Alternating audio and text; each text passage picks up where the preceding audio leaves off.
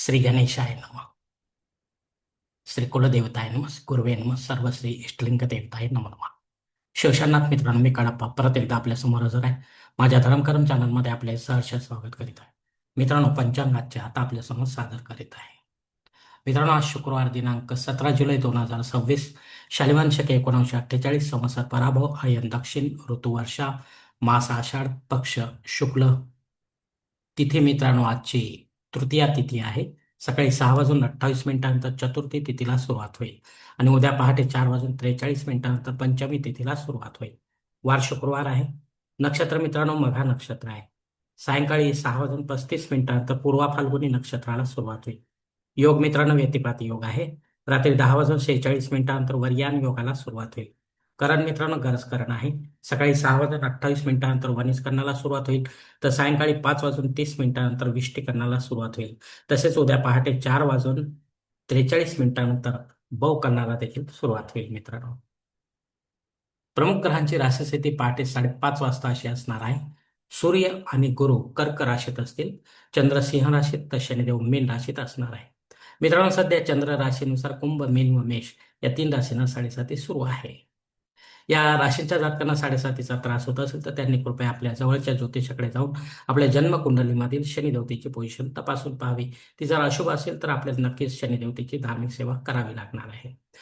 मित्रांनो, मुंबई भागातील सूर्योदय असते याप्रमाणे. सूर्योदय सकाळी 6:12 असेल, तर सूर्यास्त सायंकाळी 7:18 असणार आहे.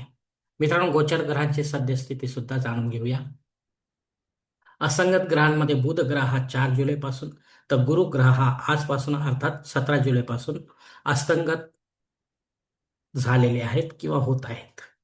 तर हे अशी अस्तंगत ग्रह आपल्याला काय फळ देतील नव्याने किंवा गोचरीने, हे देखील ज्योतिषी आपल्याला समजावून सांगतील. मित्रांनो, या पंचांगाच्या आधारे आता आपण आजच्या पूजेसाठी लागणारा संकल्प सोडणार आहोत. तेव्हा आपण आपल्या उजव्या हाताच्या तळहातावर एक पळी पाणी, थोड्या अक्षात एक फुल व फुलाची पाकळी घ्या आणि हा छोटासा संकल्प म्हणायला सुरुवात करा. हर ओम शिव शिव शंभो राज्ञया प्रवर्तमानसद्य ब्रह्मणो द्वितीय परार्धे श्वेतवराह कल्पे वैवस्वत मन्वंतरे कलियुगे प्रथम पाती जम्बूद्वीपे भरतवर्षे भरतखंडे मेरो दक्षिण दिग्भागे महाराष्ट्र देशे व्यावहारिक चांद्रमाने शालिवान शके 1948 प्रभवादी 6 संवत्सरामध्ये पराभव नाम संवत्सरी दक्षिणायने वर्षा ऋतू आषाढ मासे शुक्ल पक्षे भृगु वासरी मघा नक्षत्रे व्यतिपात योगे बहुकर्णे तृतीया शुभती तो वीर गोत्रात उत्पन्न मी कडप्पा मोहपात दुरितक्षय द्वाराशी पार्वतीपती परमेश्वर प्रित्यर्थ विधिवत नित्य देवपूजा एवं इष्टलिंग पूजा करिष्ये. मित्रांनो, याच ठिकाणी संकल्प संपलेला आहे.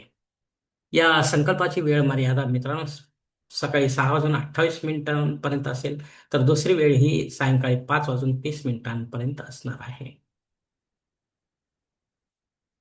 मित्रांनो, आता काही महत्वाचे धार्मिक मुहूर्त आपण पाहणार आहोत. धार्मिक विधीने त्यांचे मुहूर्त काळ याप्रमाणे आहे. सर्वात प्रथम साखरपुडा यासाठी मुहूर्त दिले दिनांक 19, 20, 24, 26, 29, 30, 31, ऑगस्ट दिनांक 3, 4, 5, 8 आणि 9. डोहाळ जेवणासाठी मुहूर्त दिले दिनांक 19, 20, 24, 26, 29, 30. बारसे करण्यासाठी मुहूर्त दिले दिनांक 20, 31, ऑगस्ट दिनांक 1, 3, 5. जावळ करण्यासाठी मुहूर्त दिले दिनांक 20, 30, 31, ऑगस्ट दिनांक 5 आणि 9. गृहप्रवेश करण्यासाठी मुहूर्त दिले दिनांक 19, 24, 26, 29, 30, 31, ऑगस्ट दिनांक 3, 5 आणि 9.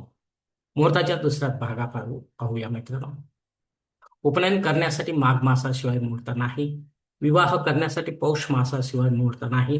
वास्तुशांती, भूमिपूजन व पायाभरणी तसेच देवमूर्तीची प्राणप्रतिष्ठा करण्यासाठी श्रावण मासाशिवाय मुहूर्त नाही.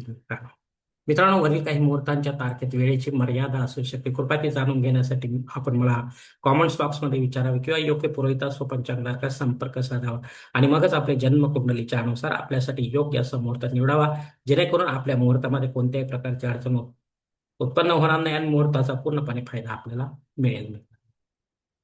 अन्यथा नव्याने काही मुहूर्त स्वतःहून किंवा पंडिताच्या माध्यमातून निर्माण करण्याचा प्रयत्न करू नका, कारण मुळात तो मुहूर्तच नसल्यामुळे त्याचा आपल्याला काही उपयोग होणार नाही. मित्रांनो, पंचांगातील इतर काही महत्वाची जी माहिती ती आता आपण पाहणार आहोत. पंचांग शुद्धी नाही मित्रांनो. दिनविशेष मध्ये करी दिन आहे. काल जो रवीने मिथुन राशीतून कर्क राशीत प्रवेश केला त्या अनुषंगाने विनायक चतुर्थी आहे मित्रांनो. जे गणेश भक्त या विनायक चतुर्थीचे आचरण करत असेल त्यांनी नियमात राहून आचरण करायचे आहे मित्रांनो.